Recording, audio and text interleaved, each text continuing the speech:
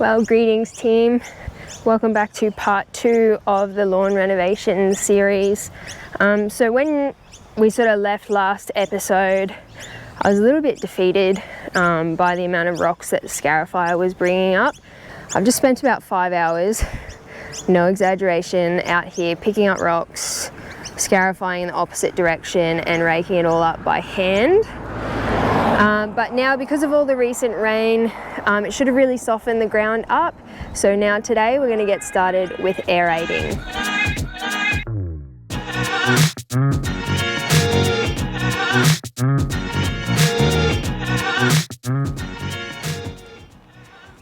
Alright, so we are now up to the aerating part of a spring lawn renovation. So you guys should have met Billy before. He's one of my absolute favourite pieces of equipment. So this guy has, I'll turn him around, he has interchangeable tines on the back.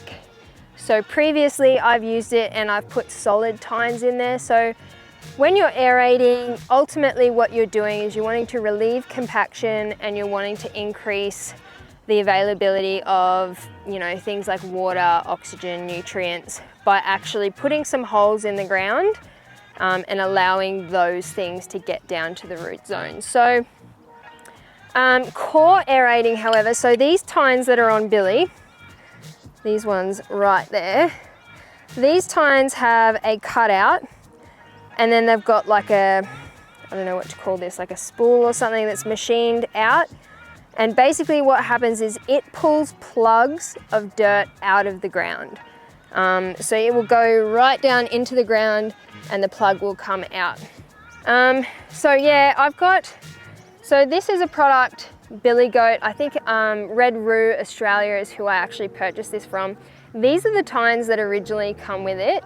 And they're good, they're fine. And then these are made by Turf Tines.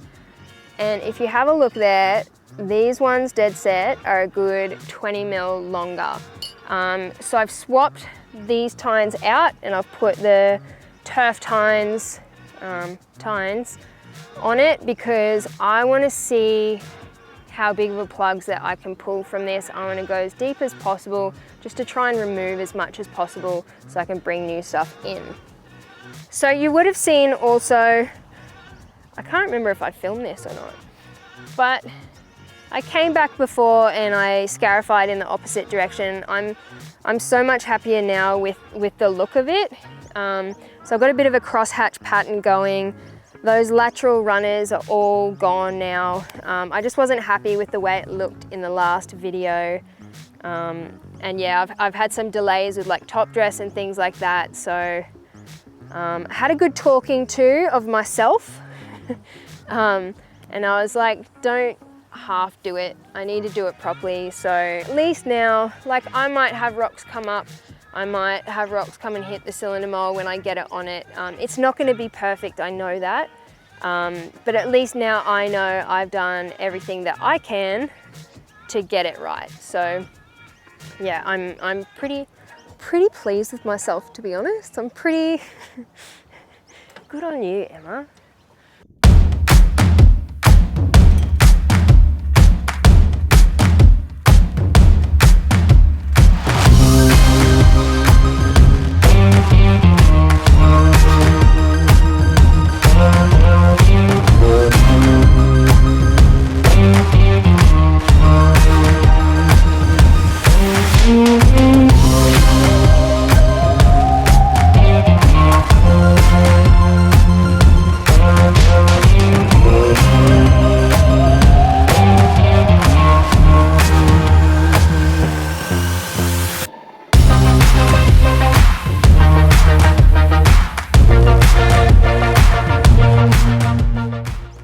So we're back out here this morning. It is such a beautiful day today. A little bit of a breeze around. Love southeast Queensland weather. So the plan for today is there's a couple of sections along the roadside and up near the fence line that I couldn't quite get Billy into. Same with some of the corners. So I'm just going to core aerate those with a manual corer or a hand corer. Lorikeets, I hope that showed up. They were really pretty.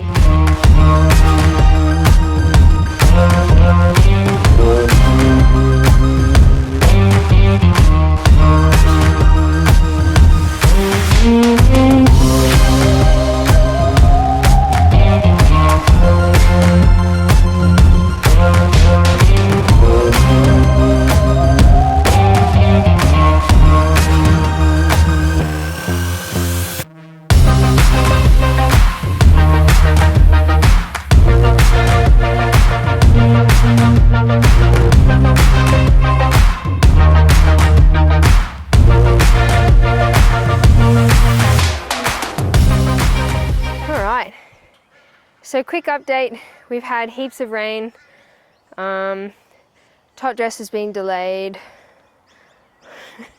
just lots of things did not go to plan, but that's okay.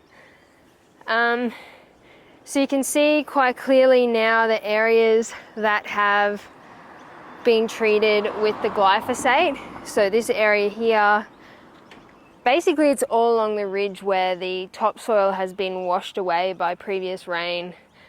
Really, really hard stuff. I've got Billy out again because I'm going to go back over these areas, just break them up as much as I can, remove as much as I can. Top dress is getting here tomorrow, so I'm on a tight schedule. I'm going to get this done real quick. It's afternoon as well, so I've probably got about an hour. So I'm going to aerate this, clean that up, and put my soil amendments down, and I'll tell you about each thing I'm going to put down and why.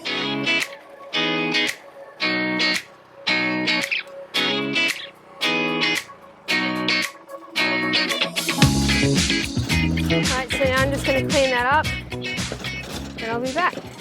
Alright, so what I've got here is an arrangement of soil amendments that are specific to my needs here with this particular soil along this front.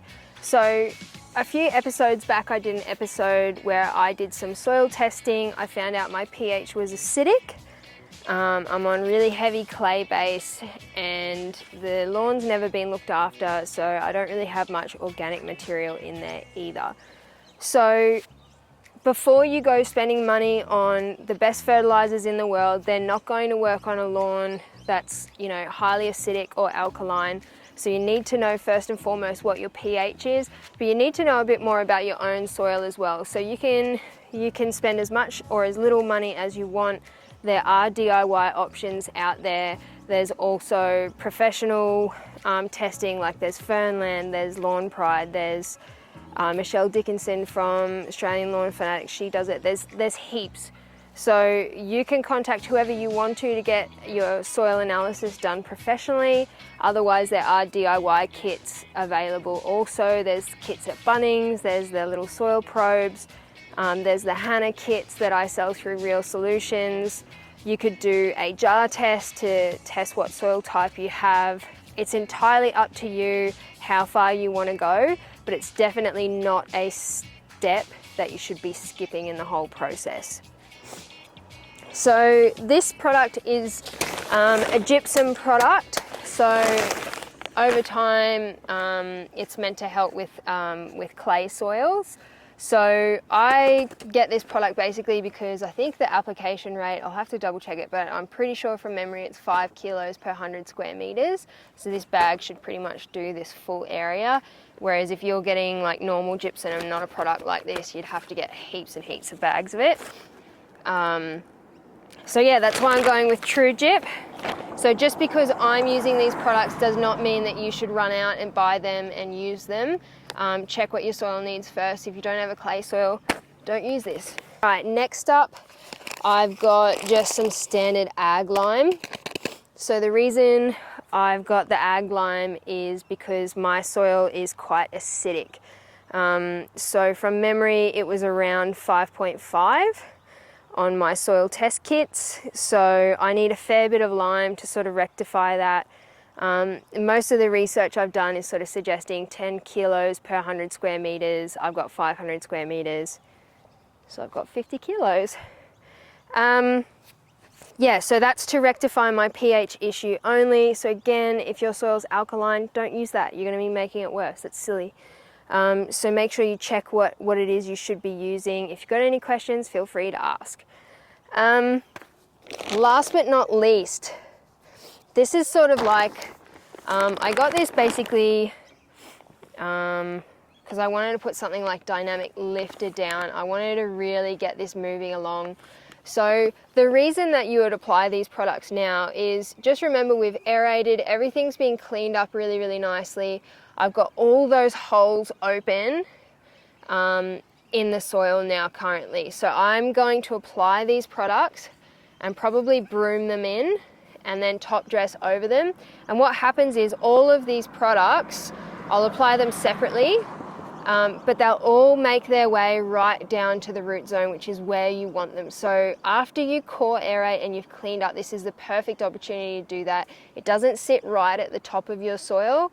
It disperses really nicely and evenly because you've left those open holes there. So that is the time to do any type of amending to your soil based on what your needs are, and you should get that from a soil test. So I got this one, the guy at, where was it? Arundel Garden Nursery Products at Arundel. Just a local place down there. I went and just asked for something like dynamic lifter. I just wanted to give it a kick start. I'm still going to put down my fertiliser as well, but yeah, I just want to get, launch this thing into gear. And also I want to get some organics in there, so I'll read it. It's got, so I think dynamic lifter might just have just chicken manure. I should double check that before I make claims like that. But this one has composted manure, fish meal, natural minerals. It's got blood and bone, seaweed, and added potash. So, potash. And it's Australian owned and made. Actually, Queensland Organic, so right here in the Sunshine State. Could it get any better? I don't think so, Tim. So, what I'm going to do now is get these in my spreader and get them out onto the lawn. So I'll do it one at a time. I'm going to have to move this line up, they're so heavy. I'm going to do it one at a time just to make sure it's really, really even, and then I'll brush them in. These ones are more like pellets. So it's good that I'm top dressing over the top. It's sort of the type of thing you'd want to do like this rather than normally if you've got like a cylinder mold, because it'll take a couple weeks probably for that to break down. Whereas the lime's like a powder, so that's not going to matter. And the gypsum's like almost like a greens grade mini prill type thing, like it's tiny, so that's fine too. All right.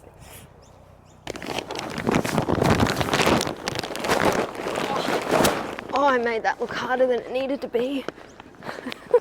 Oh, it stinks.